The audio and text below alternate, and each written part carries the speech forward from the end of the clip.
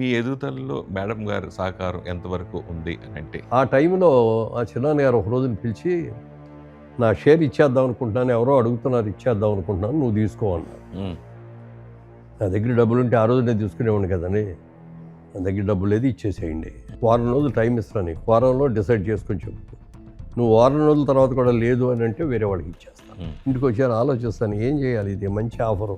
ఆవిడ చూసి నన్ను పరిశీలించి, ఏంటి నాణ్యత వస్తున్నాను, దీర్ఘంగా ఆలోచిస్తాను ఏమిటి అని అడిగింది.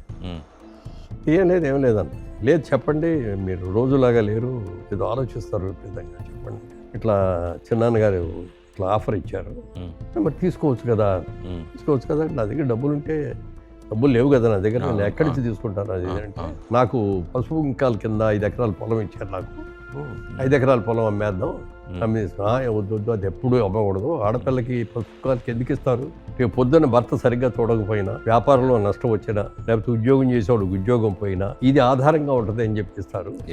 ఆధారాన్ని అమ్మకూడదు, ఏమైనా సరే నేను ఒప్పుకోనా, ఇవన్నీ మీకు అనవసరం అండి, నేను వెళ్ళి మా పేరెంట్స్తో మాట్లాడతా, వాళ్ళు కూడా ఓకే అంటే అమ్మేసి తీసుకొస్తారు అనేసి వెళ్ళింది.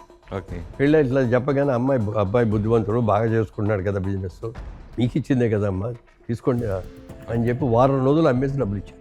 ఆ కంపెనీలో నా షేర్ని పెంచుకోవడానికి సహకారం ఎవరిదంటే నా భార్య.